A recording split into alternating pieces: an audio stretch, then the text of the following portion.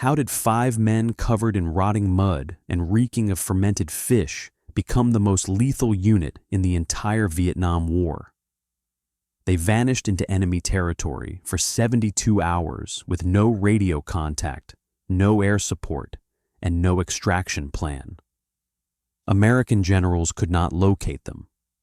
The Viet Cong feared them more than B-52 bombers. When they returned, what they had accomplished would expose the biggest lie the Pentagon ever told itself about modern warfare. Forget everything you think you know about Vietnam. Today, we are cracking open the methods that American generals wanted buried, the techniques that became the foundation for Delta Force, but are completely ignored in official history books. Are you ready for a truth that will give you chills? Then let's go. To understand the absolute catastrophe that was unfolding in the jungles of Fuaktui province in the late 1960s, one must first grasp the colossal arrogance of the American military machine. The disaster was not born from the mistake of a single officer, but from a fundamental collision of two incompatible philosophies of warfare that were destined to end in tragedy. What happened in those dense, suffocating jungles would expose a truth that the Pentagon spent years trying to bury, that the most expensive, technologically advanced military in human history had been defeated not by superior weapons, but by superior thinking. The American doctrine of the 1960s stood on 3 unshakable pillars: overwhelming firepower, maximum mobility through helicopters, and absolute technological superiority. The Pentagon had designed a protocol that was simple, brutal, and efficient on paper. When a patrol made contact with the enemy, they were to immediately retreat to a safe distance, call in air support, and incinerate the entire grid square with napalm and heavy artillery. This system had worked perfectly in Korea against regular armies fighting conventional battles along established front lines, and the generals in Washington were convinced it would crush any resistance in Vietnam. The doctrine had been refined through countless war games, tested in training exercises across multiple continents, and approved by the brightest military minds America could produce. It had the backing of billions of dollars in research and development. But the enemy had already rewritten the rules of the game while the Americans were still reading the old manual. The Viet Cong commanders knew the American playbook by heart and had developed a terrifying counter-doctrine they called grabbing them by the belt buckle. The strategy was simple to the point of genius. When the Americans opened fire, the Viet Cong fighters would not retreat, but instead would charge directly at them. They would close the distance to 20 meters, then 15, and finally to 10 meters, effectively hugging the American lines. At such a dangerously close range, the vaunted American air power was rendered completely useless because pilots could not drop their payloads without eliminating their own troops. In this chaotic close-quarters combat, technology meant nothing, and numerical superiority determined who survived the day. The Vietnamese had turned the American advantage into a liability with brutal simplicity. They had studied their enemy, identified the fatal dependency on air support, and exploited it with ruthless efficiency. The statistics from the front lines painted a grim picture that the Pentagon tried desperately to hide from the public and even from their own field commanders. By 1967, the casualty rate for American units in close contact engagements had skyrocketed by 40% compared to the previous year. The enemy had learned to neutralize the single greatest advantage of the United States Army, turning their reliance on heavy support into a fatal weakness. American commanders were paralyzed, unable to adapt to an enemy that refused to fight a conventional war. They kept calling in more airstrikes, more artillery, more helicopters, as if the solution to every problem was simply more firepower. The doctrine had become a prison they couldn't escape, a mental straitjacket that prevented them from seeing alternative approaches. The tactical failure was only half of the nightmare. The second, and perhaps more humiliating part of the problem, was that the Americans physically could not locate the enemy they were supposed to be fighting. The 274th Regiment of the Viet Cong, an elite unit numbering more than 1,000 hardened fighters, had been operating in Fuaktui province for 2 full years with total impunity. American intelligence knew for a fact that the regiment existed. They had intercepted radio communications in which the unit was mentioned by name. They knew the approximate area of their base, and they even knew the name of their commander, a man called Nguyen Van Tam, who had been fighting since the French colonial period. Yet every single time American patrols went out on search and destroy missions, they returned with nothing but bug bites and exhaustion. The enemy was a ghost that left footprints but could never be caught. The jungle itself seemed to be conspiring against the invaders. The triple canopy of foliage in Fuaktui blocked out the sunlight, creating a perpetual twilight that hid entire armies. Visibility in some areas was limited to 20 yards. A man could walk past an enemy position at 15 meters and never know it was there. A sophisticated system of tunnels, some of which stretched for kilometers underground, allowed the enemy to move beneath the surface, appearing and disappearing like ghosts. The local population, either terrified into silence by Viet Cong reprisals or actively sympathizing with the resistance, refused to betray the location of the bases. Entire villages knew where the 274th Regiment was hiding, but not a single person would talk to the Americans. All the expensive American technology, thermal imagers that cost thousands of dollars per unit, motion sensors dropped from helicopters by the hundreds, and chemical detectors designed to sniff out explosives and human waste, proved utterly useless in this primitive hell of vines, snakes, and rotting vegetation. The equipment worked perfectly in laboratory conditions, but failed completely in the field. It was a complete and total failure of the high-tech approach to warfare. It was precisely for this reason that the command of the Free World Forces decided to make a desperate move and call in the Australians.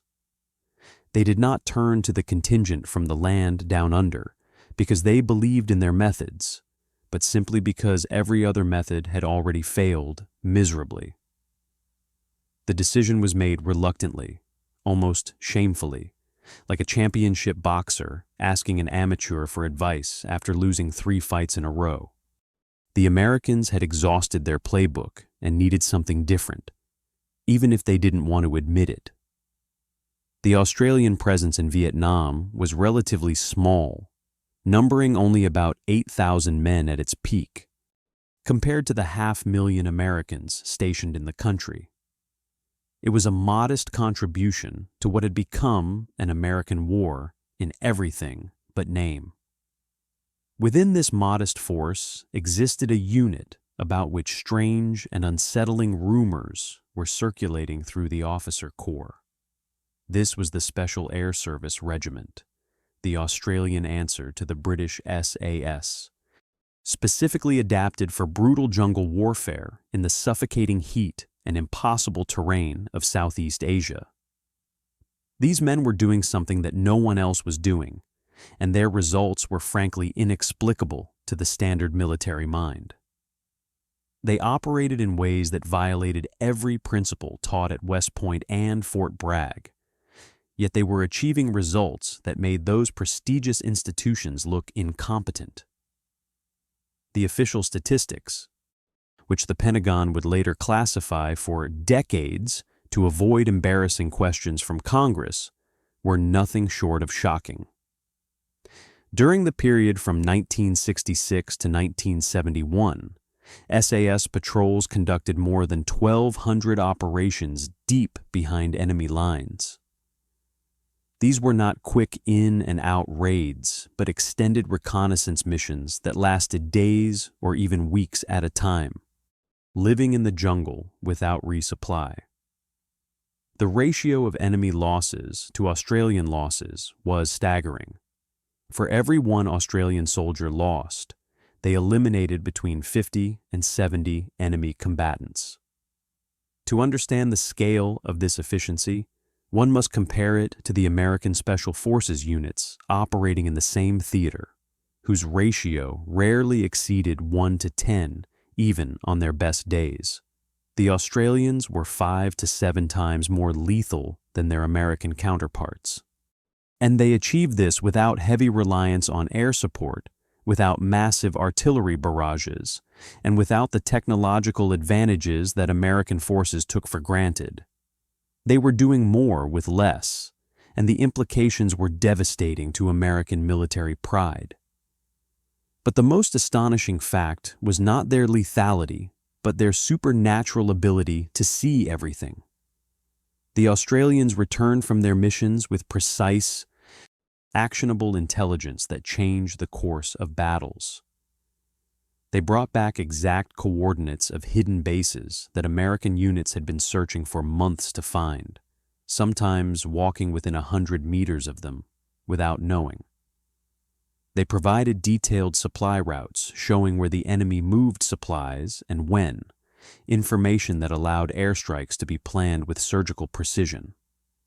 They even reported the schedules of guard changes at enemy positions, the types of weapons stored in specific bunkers, and the morale levels of enemy units. They seemed to possess the ability to look right through the dense jungle canopy and see things that remained invisible to everyone else. American command was desperate to know how they achieved these impossible results. The answer would challenge everything they thought they knew about modern warfare. The enemy knew exactly who they were facing, and their response was telling. Captured documents from Viet Cong political officers revealed that the Vietnamese fighters had given the Australians a nickname, Ma Rung, the Phantoms of the Jungle. One document, recovered from a dead political officer, contained a direct order from VC leadership that was chilling in its assessment. Americans can be defeated because they depend on air support and artillery. They move loudly and predictably, attack them at close range, and their advantages disappear. But no such confident assessment existed for the Australians. In fact, further captured intelligence showed something extraordinary. Viet Cong commanders reported that soldiers were refusing to move through areas known to be patrolled by Australians. Some men deserted rather than accept assignments to Fuaktui province. Others developed nervous conditions, what we would today call combat stress reactions, that rendered them unfit for combat. The fear was not abstract or theoretical. It was visceral, immediate, and debilitating. Hardened fighters who had faced American firepower without flinching were terrified of encountering 5 Australians in the jungle.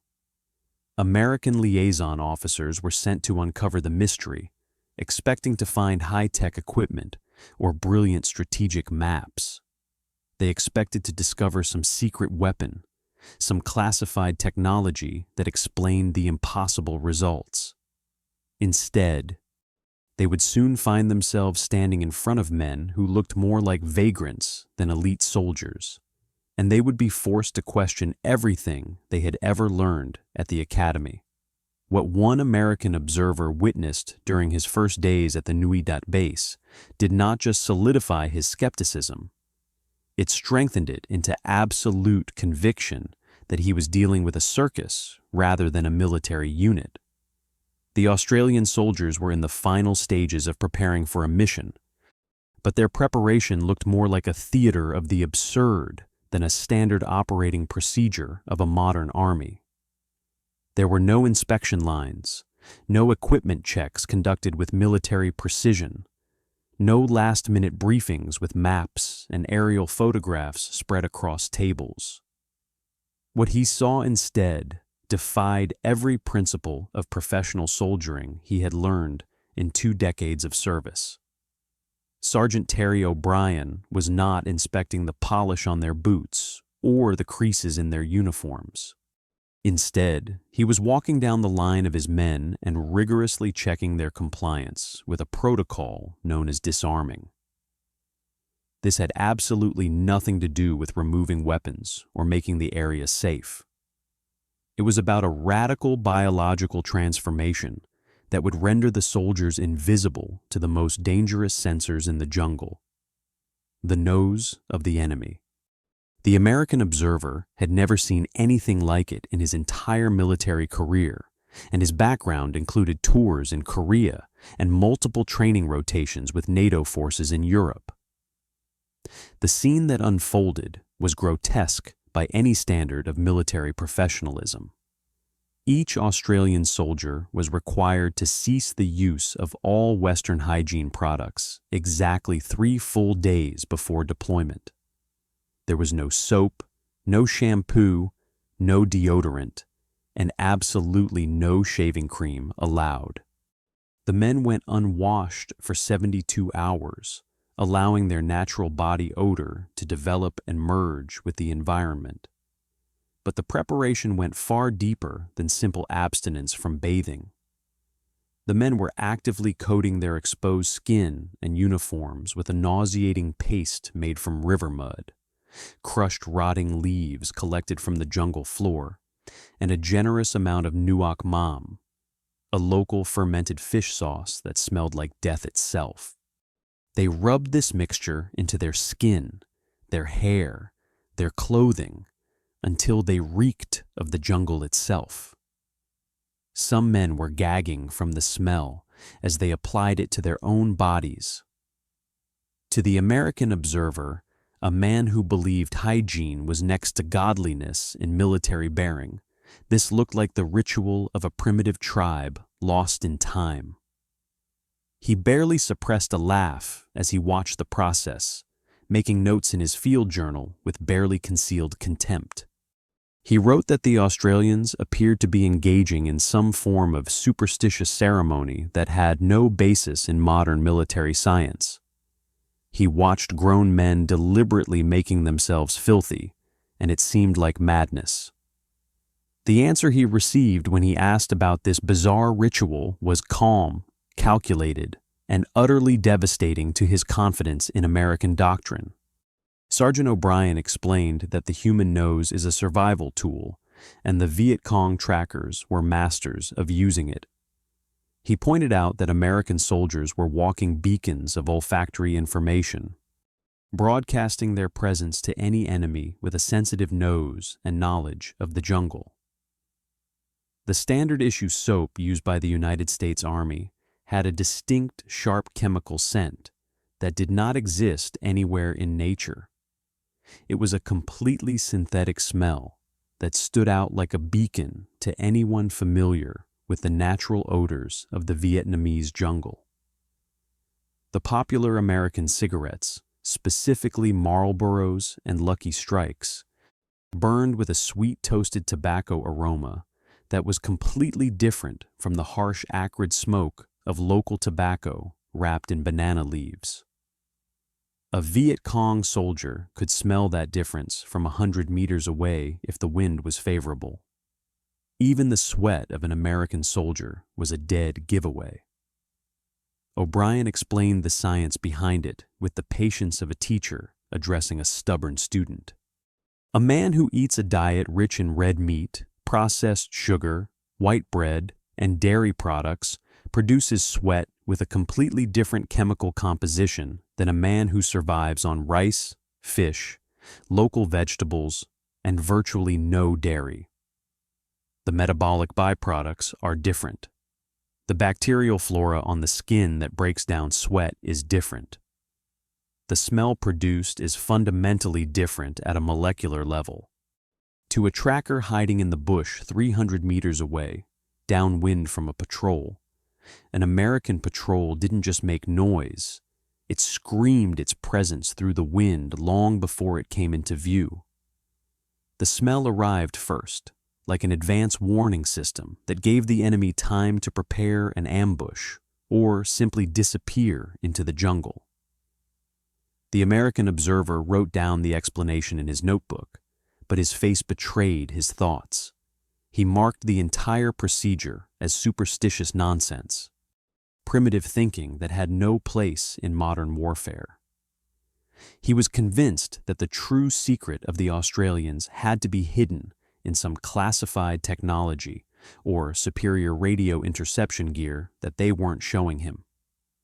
The idea that the most powerful military in history was losing the war because of the smell of bath soap sounded to him like a fairy tale invented to scare new recruits.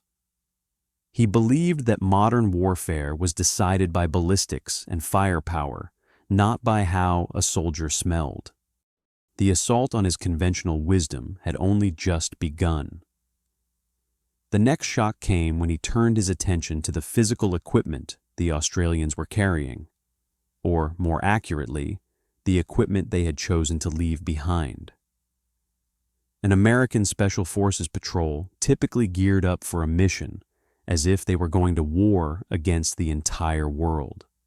A standard soldier would be loaded down with an automatic M16 rifle, a heavy Colt .45 pistol in a hip holster, multiple fragmentation grenades clipped to his belt, smoke canisters for signaling aircraft, claymore mines for setting up ambushes, extra magazines stuffed in every available pouch, a heavy PRC-25 radio strapped to his back, weighing more than 20 pounds, a comprehensive medical kit with morphine and bandages, and enough dry rations to feed a family for a week.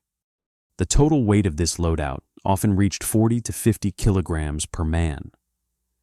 They were walking tanks designed to sustain a massive firefight, carrying enough ammunition and explosives to fight a small war.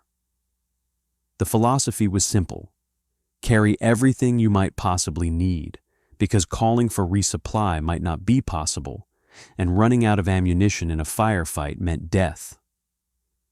The Australians, in stark contrast, looked like they were going for a light afternoon hike. Their philosophy was radical and ruthless in its simplicity.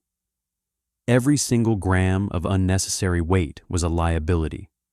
Every extra pound meant more fatigue, slower reflexes, and more noise when moving through dense vegetation. Weight equaled death in the Australian calculus of survival.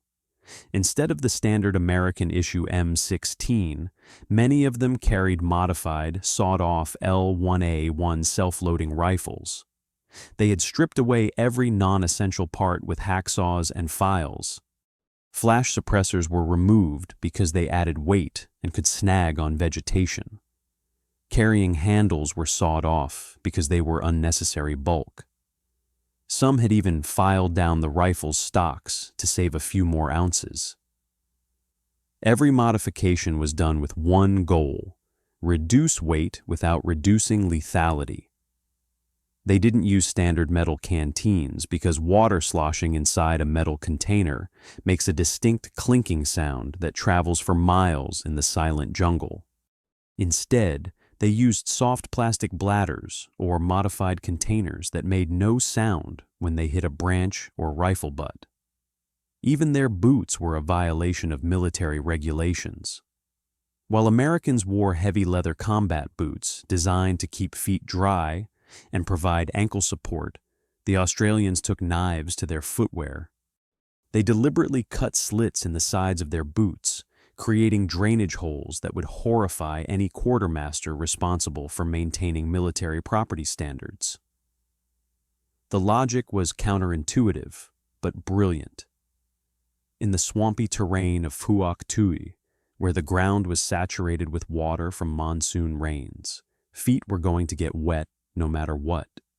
It was physically impossible to keep feet dry in a jungle where you waded through streams, slogged through mud, and walked through standing water for days at a time.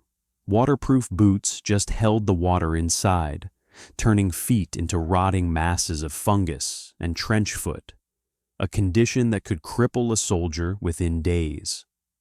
The slit boots allowed the water to drain out instantly with every step, keeping the feet relatively healthy and the soldier mobile. A soldier with trench foot was useless. A soldier with wet but healthy feet could keep walking for weeks. Sergeant O'Brien noticed the skeptical look the American officer was giving their improvised appearance. The liaison officer was eyeing the makeshift backpacks, which were tied together with paracord and lacked any metal buckles or snaps. It looked amateurish. It looked cheap. It looked unprofessional. It looked like the work of soldiers who couldn't afford proper equipment or didn't understand the importance of standardized gear. O'Brien didn't argue. He didn't try to explain or justify. Instead, he permitted himself the only smile of the entire day and offered the observer a simple, practical experiment that would demonstrate the principle more effectively than any lecture.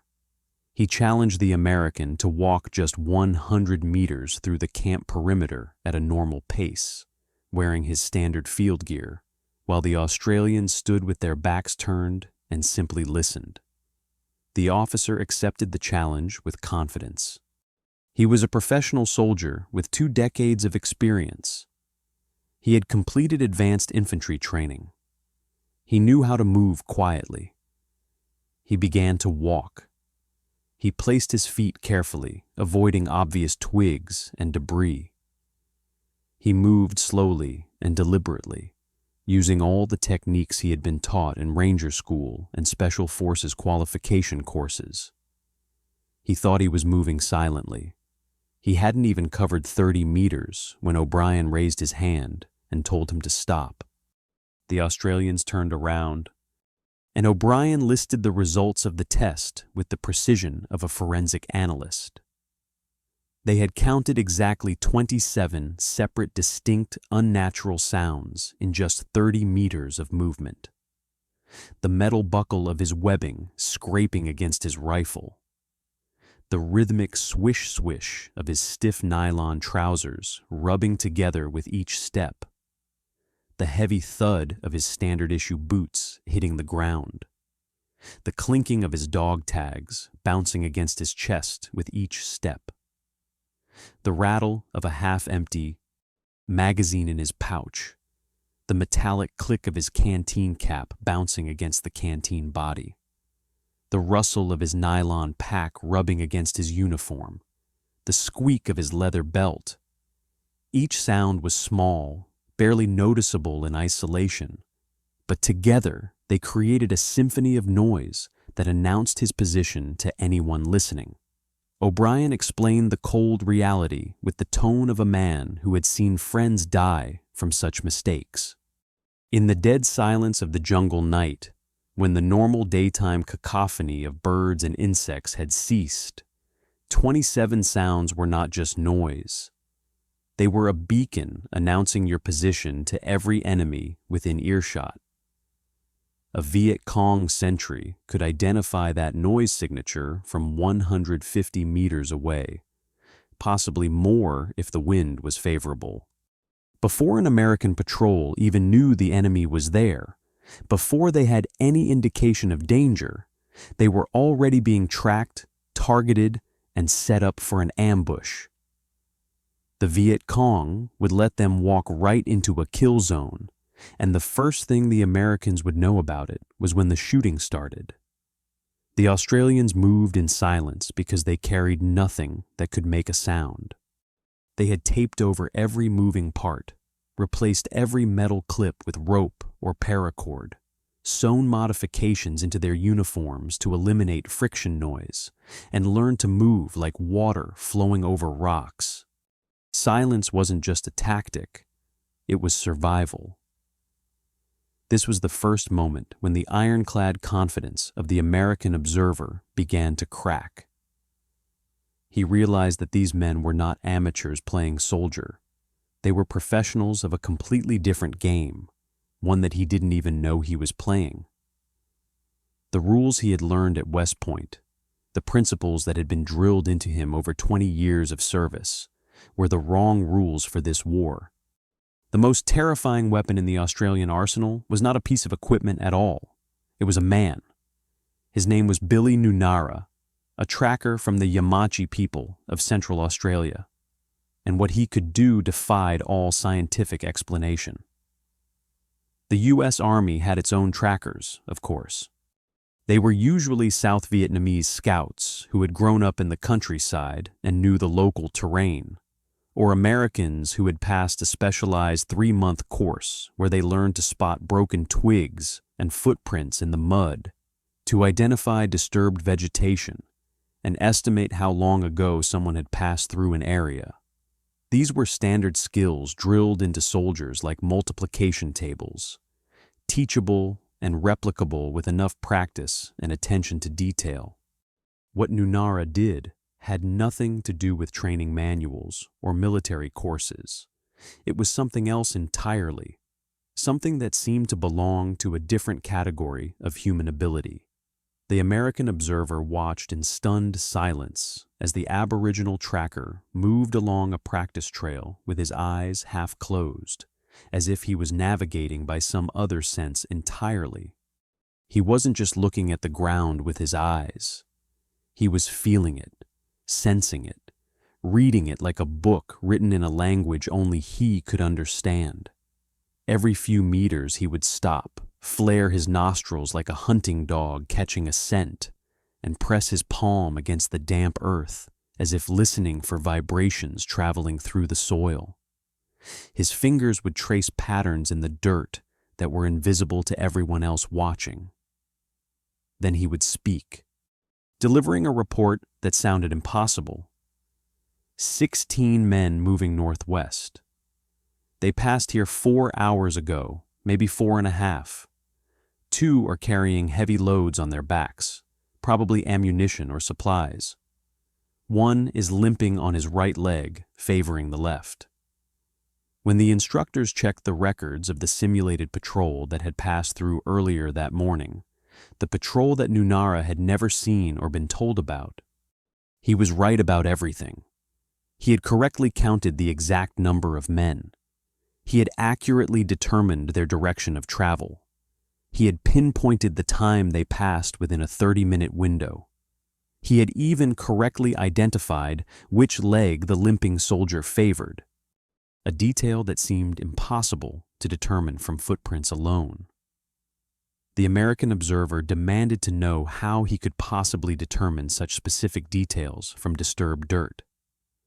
Nunara just smiled and said that the earth tells stories to those who know how to listen. The weight distribution in footprints reveals injury. The depth and spacing reveal loads. The moisture in disturbed soil reveals time. The Australians explained that this wasn't magic or some kind of trick, but something far older than warfare itself, older than nations or armies or modern civilization. Nunara and a handful of other indigenous trackers had grown up in the harsh Australian outback, where the ability to read the land was the only difference between survival and starvation. Their ancestors had honed these skills for 40,000 years, passing knowledge from generation to generation in an unbroken chain of oral tradition, refining techniques that predated the written word. They could track prey across bare rock where no footprints were visible. They could locate water in a desert by reading subtle changes in vegetation. They could read the history of a landscape from subtle signs that modern man had forgotten how to see. The Viet Cong, masters of guerrilla warfare who had defeated the French colonial forces, knew how to hide from American technology. They had learned to fool thermal sensors by covering themselves with mud that matched their body temperature. They could evade motion detectors by moving with agonizing slowness, just a few meters per hour. They could throw off sniffer dogs by crossing streams or using strong-smelling plants to mask their scent. but they had absolutely no defense against a human radar who could hear the heartbeat of an enemy through the soles of his own feet, who could smell the difference between disturbed earth and undisturbed earth, who could tell from a broken twig not just that someone had passed, but how tall they were, how much they weighed, and whether they were carrying a load.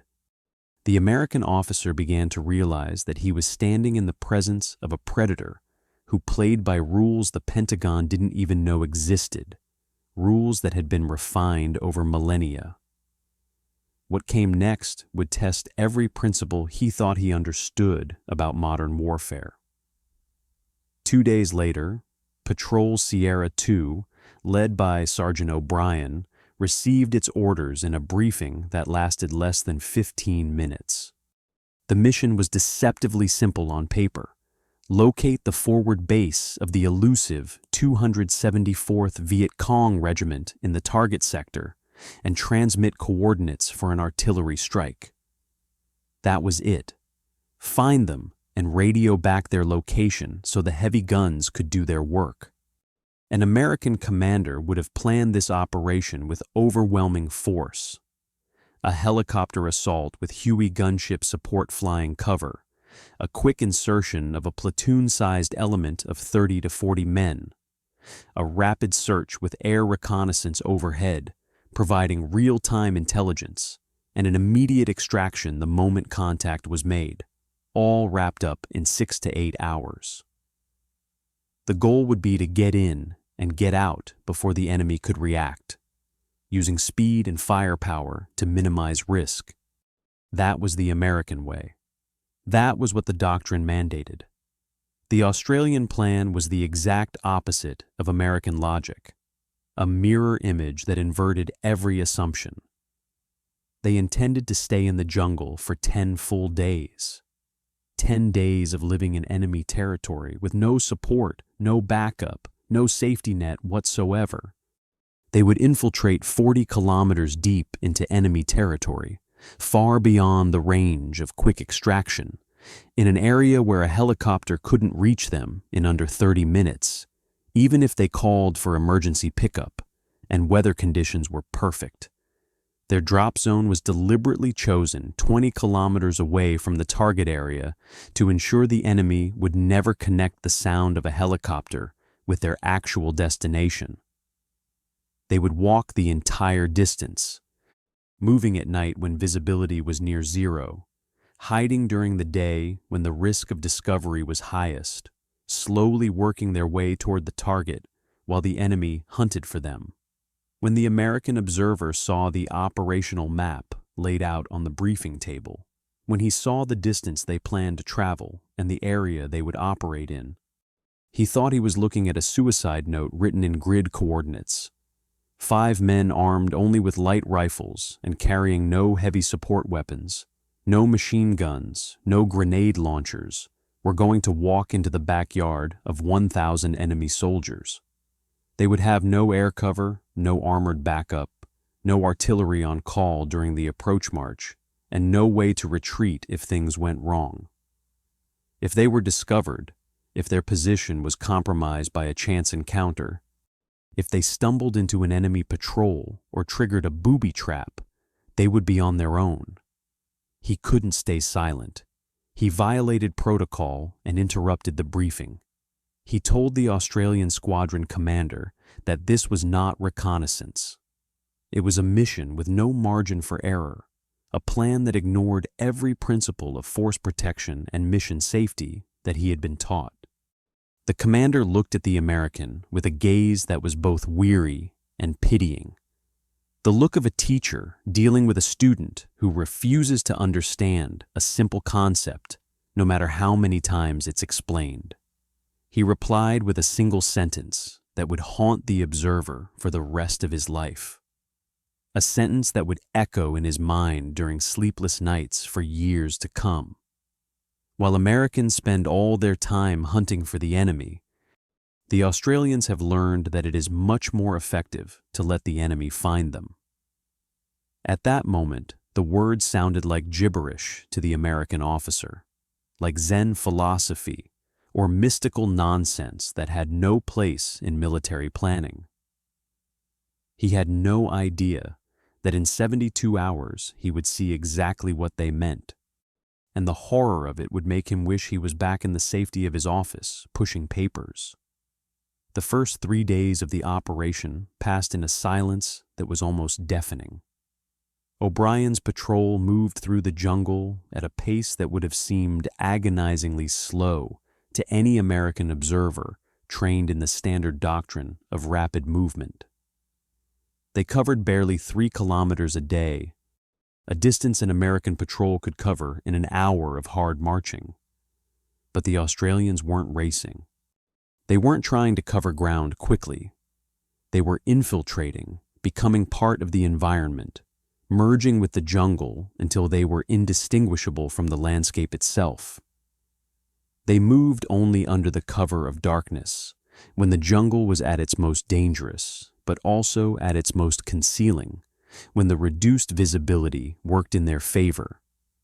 They would creep forward for 15 to 20 minutes, moving perhaps 200 meters, before freezing in place for a full hour to listen to the breathing of the forest, to let their presence fade into the background noise, to ensure no one was following them or tracking their movement. During the daylight hours, when visibility improved and the risk of detection was highest, they lay motionless in foxholes, natural depressions in the ground that they had painstakingly camouflaged with local vegetation, covering themselves so completely that a man could walk within 5 meters and never know they were there. Radio contact was kept to a bare minimum, just 2 short bursts of coded static every 24 hours to confirm they were still alive and on schedule.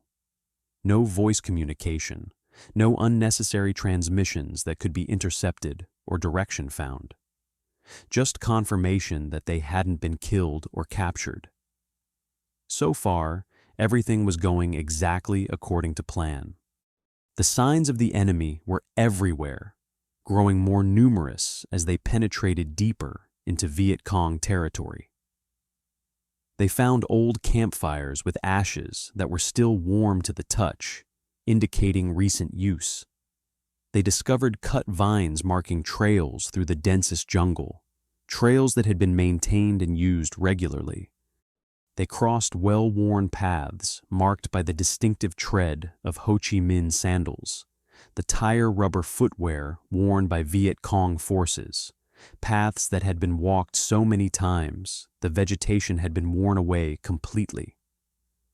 They were getting close to something significant. On the 4th day, the game changed completely.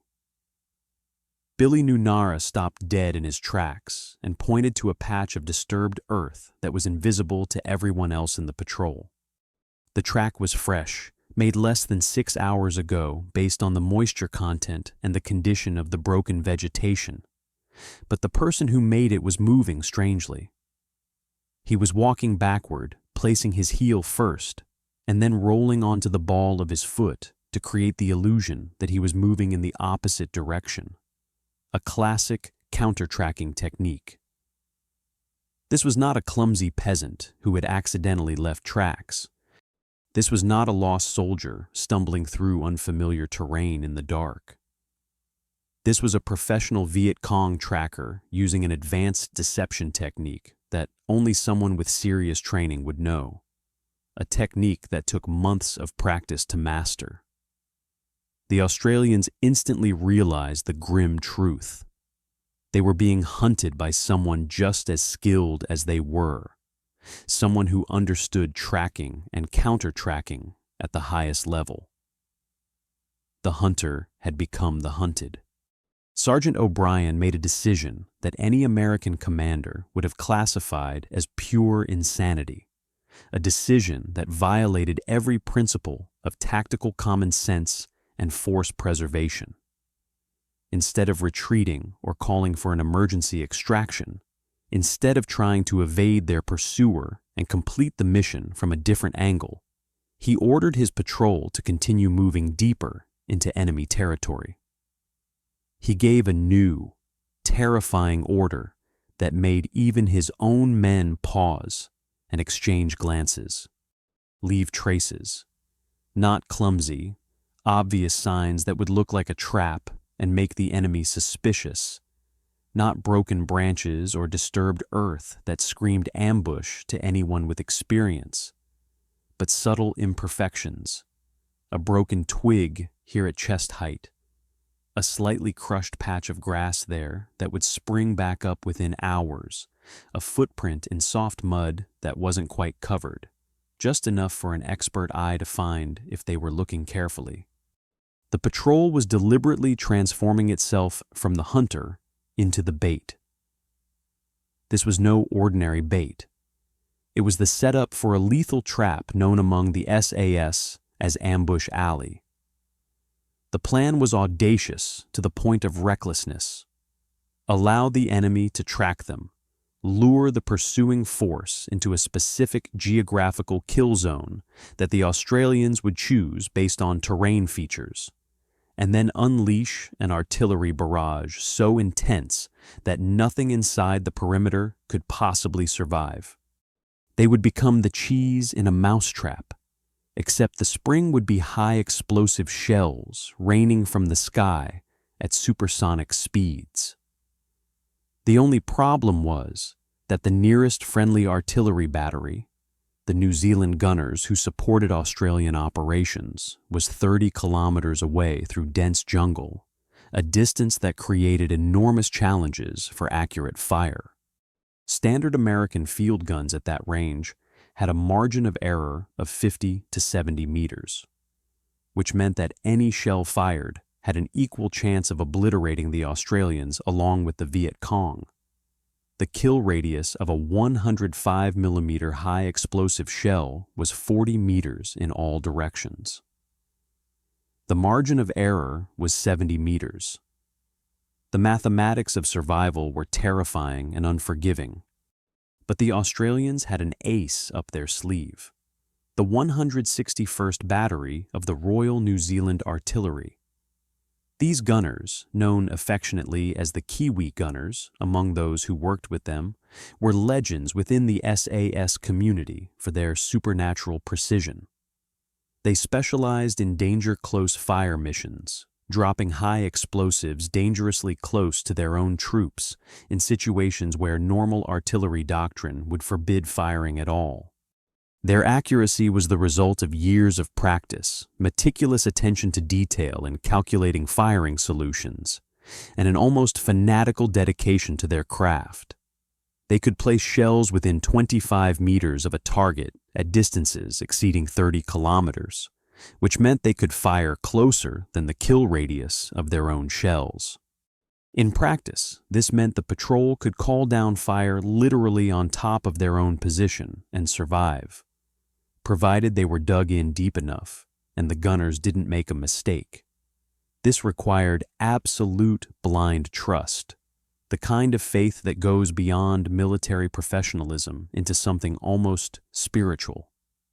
5 men in the mud had to believe that a gunner 30 kilometers away, whom they had never met and would never see, wouldn't sneeze while aiming, wouldn't make a calculation error in determining the firing solution, wouldn't round off a number incorrectly. Americans didn't operate on trust like that. Their doctrine required a minimum safety distance of 300 meters between friendly forces and artillery impact, a buffer zone designed to account for human error and equipment failure. Anything closer was considered criminally negligent, a violation of basic fire safety protocols that could result in court-martial. The Australians didn't ask for permission to break the rules. They didn't file requests for doctrinal exceptions or get approval from higher command. They just did it, because the alternative was not completing the mission. Before the trap could be sprung, before they could lure the enemy into their chosen kill zone, the team had to survive a moment of heart-stopping terror that would validate everything they had been taught about the disarming protocol. On the 5th day, while the patrol lay frozen in their daytime hide positions, Buried under layers of vegetation and holding their breath, a Viet Cong scout emerged silently from the undergrowth. He was part of the advanced tracking team, the point man moving ahead of the main force to ensure the trail was safe and the enemy hadn't set up an ambush. He walked slowly and deliberately, scanning every leaf, every shadow, his eyes moving in a methodical pattern that showed professional training.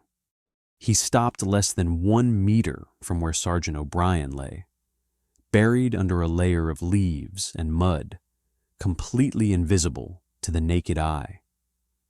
The enemy soldier looked down, his sandal practically touching the edge of the Australian's camouflage. O'Brien could see the individual threads on the man's uniform, could count the cartridges in his chest rig, could see the sweat on his face. Then he did something that made O'Brien's blood run cold. He flared his nostrils and sniffed the air, taking slow, deliberate breaths, searching for the telltale scent of the foreign invader. This was the moment of truth for the disarming ritual, the moment that would prove whether the grotesque preparation had any value or was merely superstition.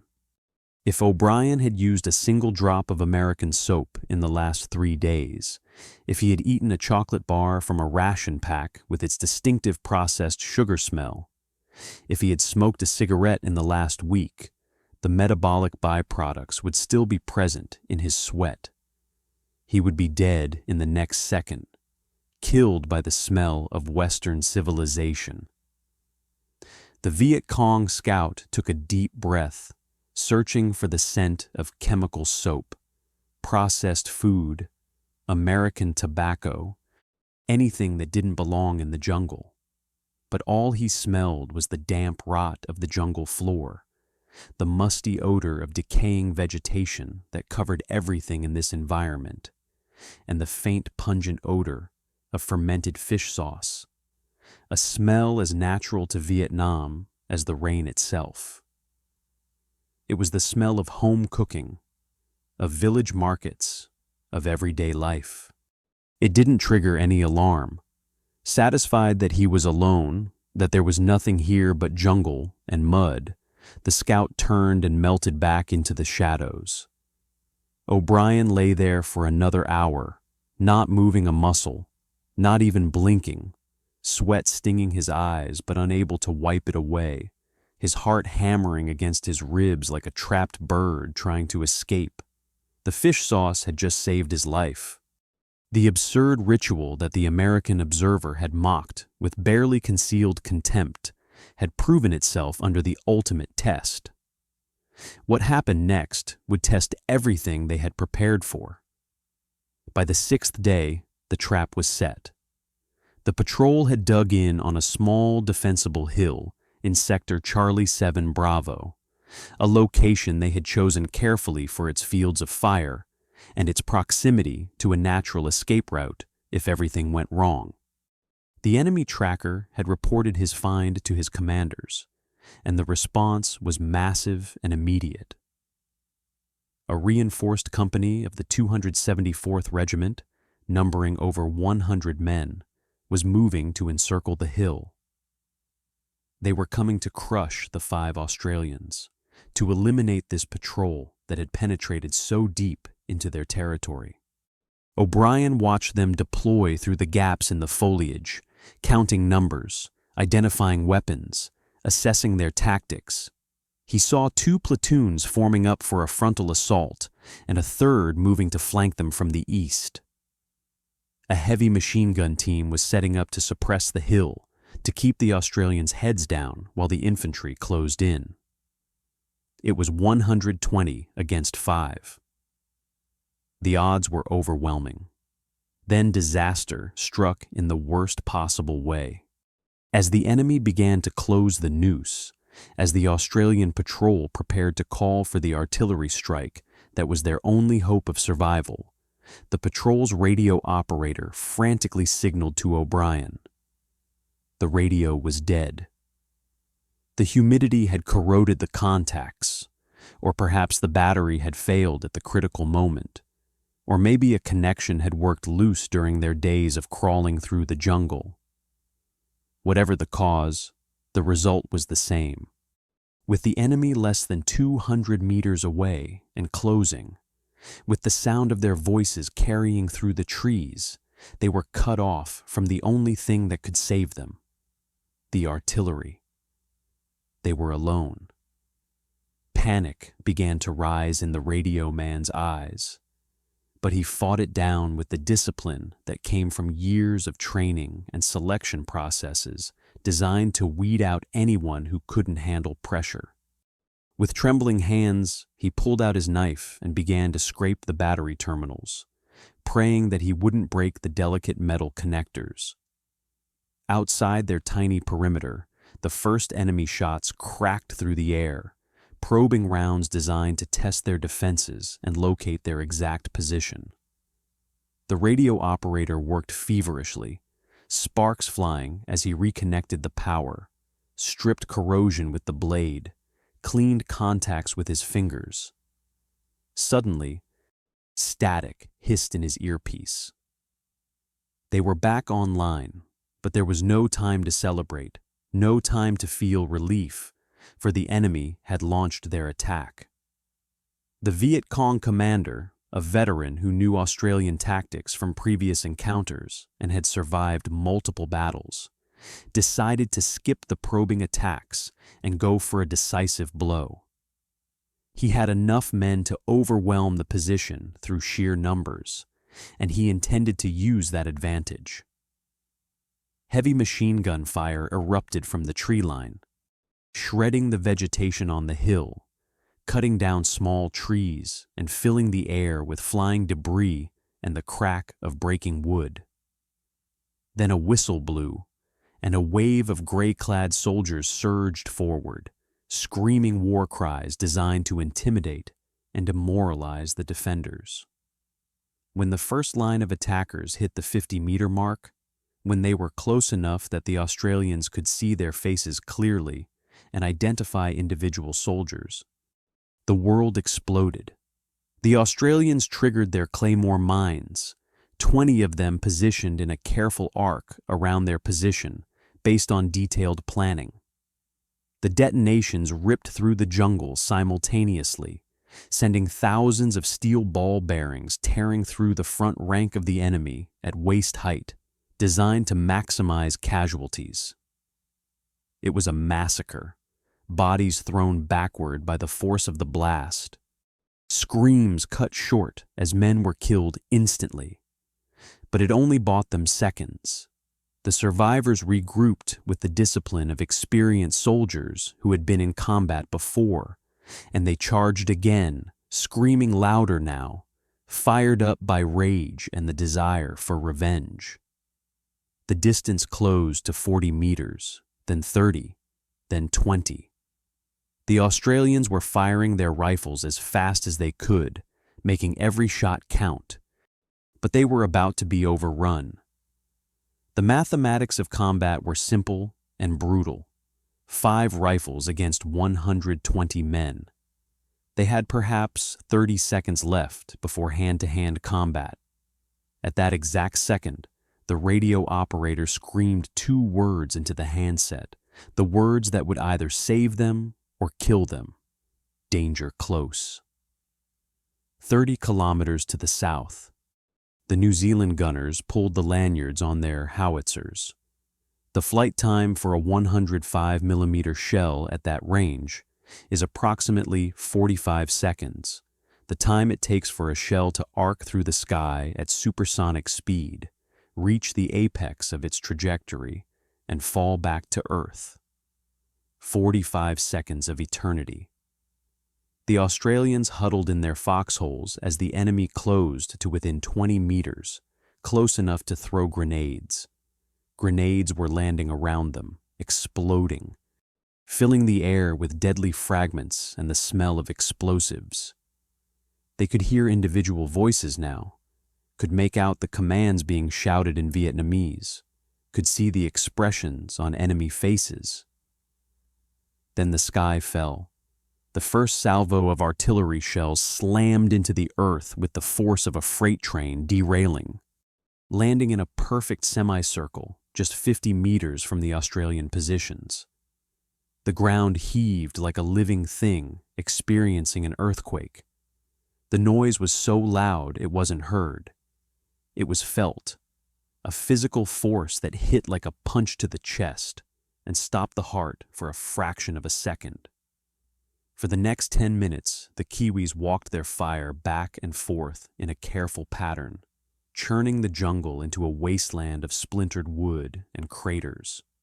Inside the inferno, O'Brien calmly adjusted the coordinates with each fire mission, bringing the wall of death closer and closer until the explosions were literally shaking the teeth in his head, until he could feel the heat of the blasts washing over his position, until fragments were landing in his foxhole.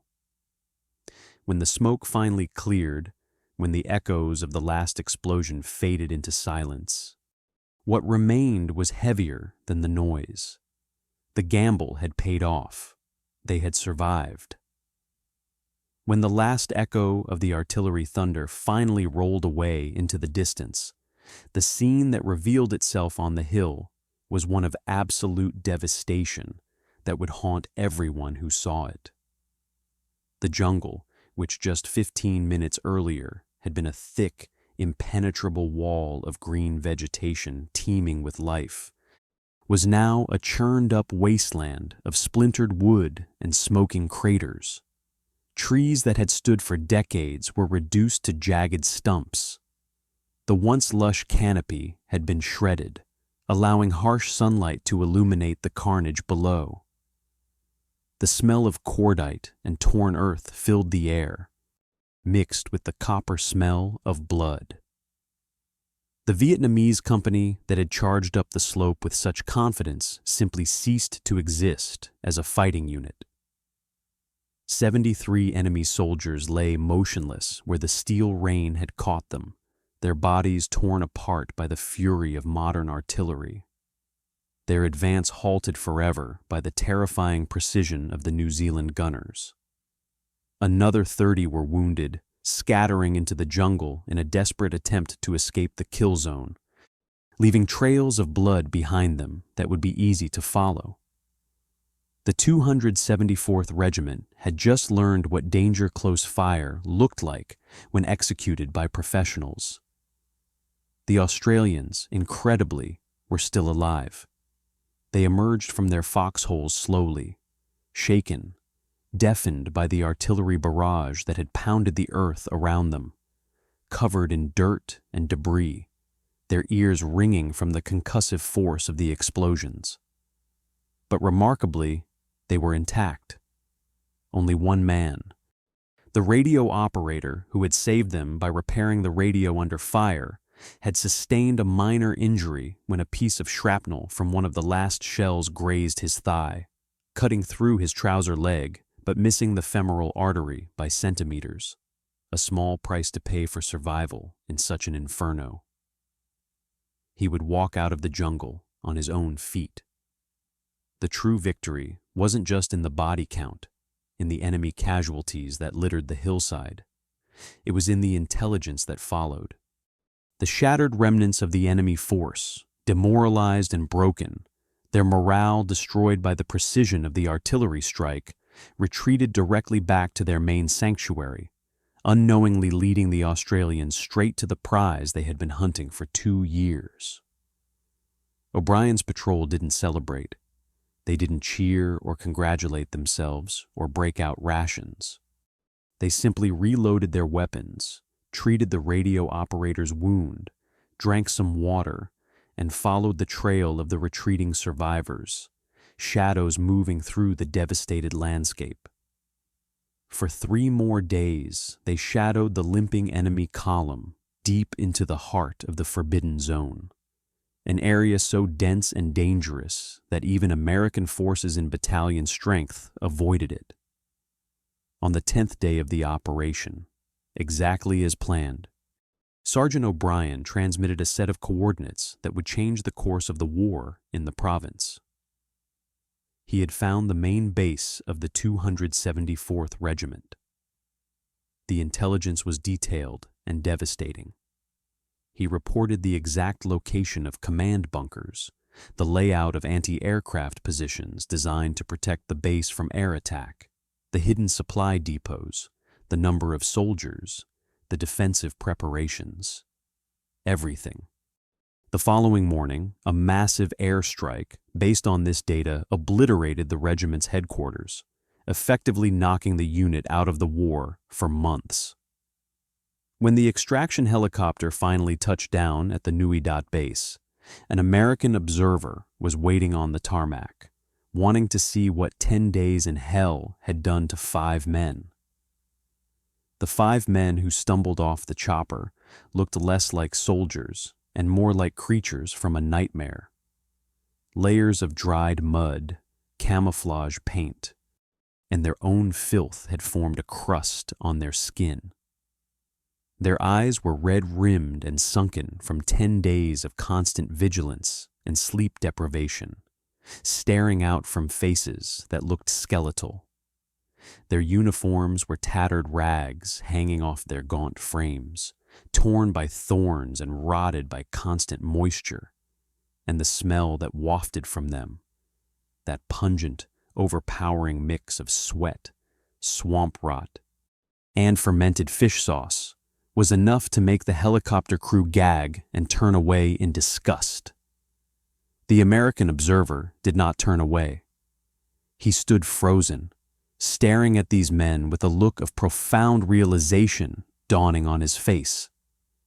The arrogance of West Point, the certainty of Fort Bragg, the polished theories of modern warfare taught in air-conditioned classrooms by professors who had never been shot at, all of it shattered in the face of the reality standing before him. He realized that everything he had been taught was wrong. These men had achieved the impossible not because they had better technology, but because they had stripped themselves of it. They had won not by overpowering the jungle, but by becoming it. They had survived a situation that should have killed them 10 times over because they had the courage to call down fire on their own heads. The observer walked up to Sergeant O'Brien. He didn't care about the mud or the stench. He extended his hand and spoke words that would never appear in his official report to the Pentagon. He admitted that he had been a fool. He confessed that calling them amateurs was the single biggest mistake of his military career. He asked for forgiveness. O'Brien looked at the clean-pressed uniform of the American officer, then down at his own filthy hand covered in dried blood and jungle rot. He didn't smile. He didn't gloat.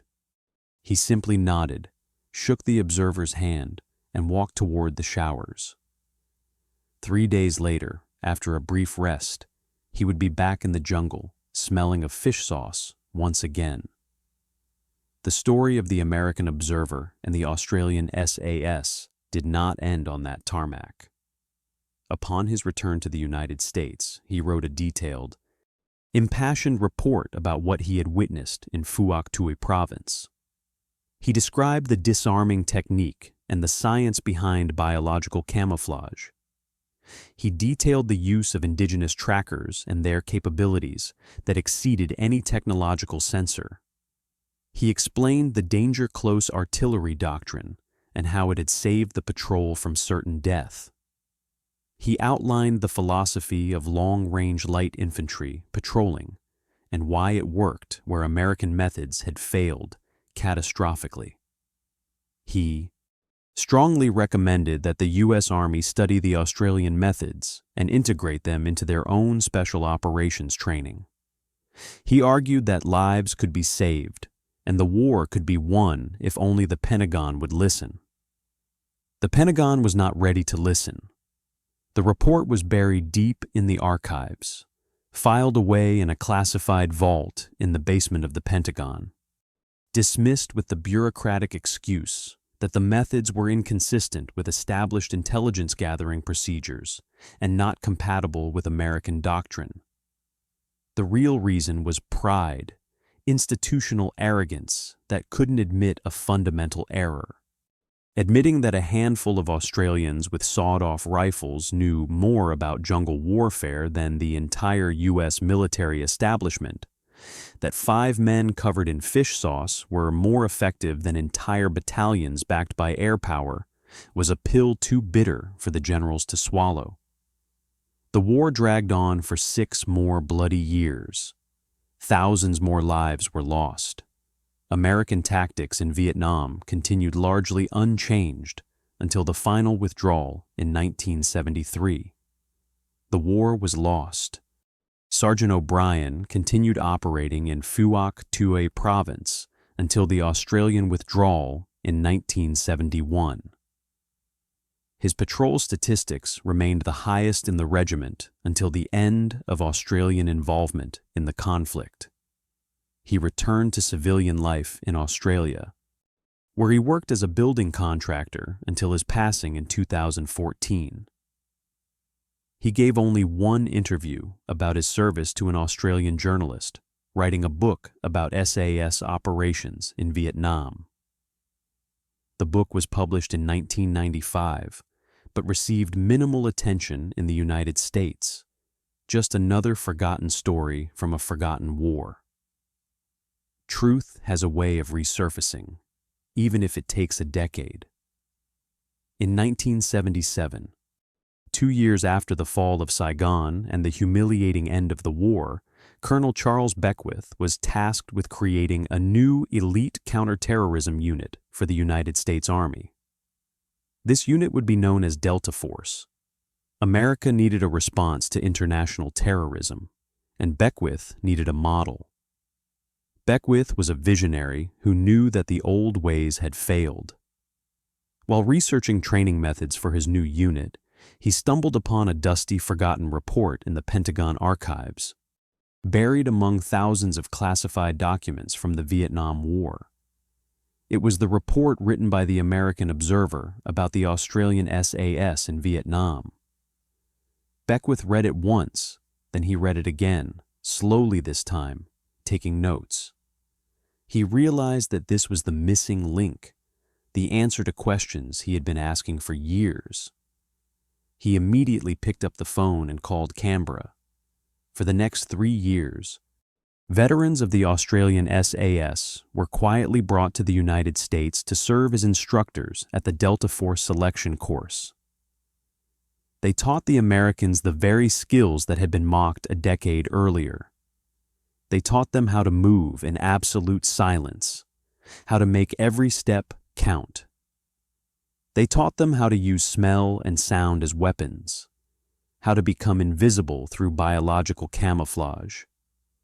They taught them how to read the environment like the Aboriginal trackers of the outback, to see what others couldn't see.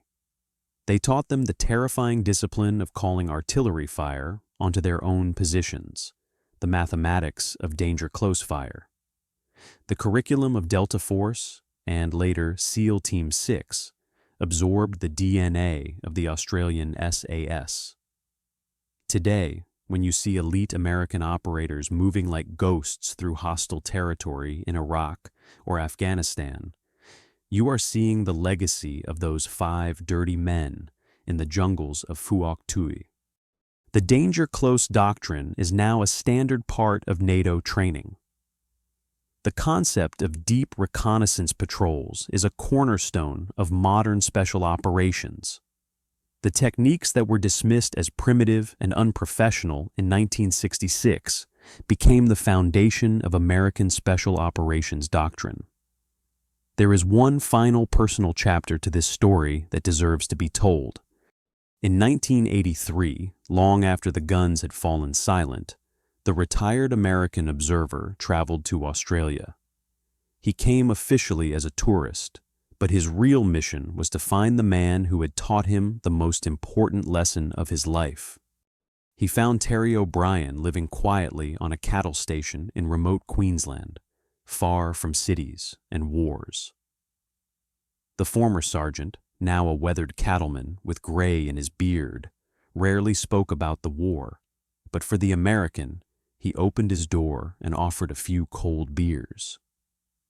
They sat on the veranda late into the night, listening to the sounds of the Australian bush, the chirping of insects, the rustle of wind through eucalyptus trees, which were not so different from the sounds of the jungle they had both survived. As the night wore on, as the beer loosened tongues and the darkness made honest conversation easier, the American finally asked the question that had plagued him for 14 years. He reminded O'Brien of the squadron commander's cryptic words. While Americans spend all their time hunting for the enemy, the Australians have learned that it is much more effective to let the enemy find them. He asked what it really meant. O'Brien took a long sip of his beer and looked out into the darkness. It wasn't just a tactic, he explained. It was a philosophy of existence, a completely different way of thinking about war and survival. The Americans fought Vietnam as if it were a problem to be solved with engineering and firepower. More bombs, more soldiers, more money. Throw enough resources at the problem, and eventually you'll solve it. But the jungle wasn't a problem to be solved. It was a reality to be endured. You couldn't defeat the environment. You could only survive it. And the only way to survive was to stop being an invader and start being part of the landscape. To become the predator, you first had to be willing to live like the prey.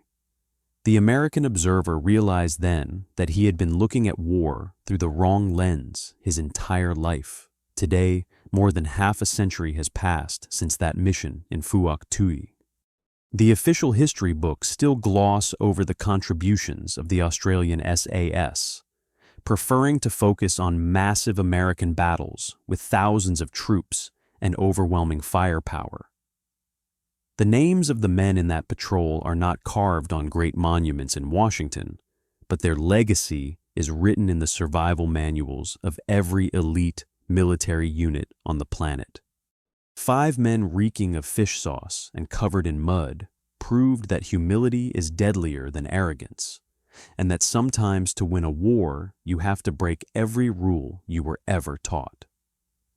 When the American observer called them amateurs, he was looking at the future of warfare. He just didn't know it yet. Now you do.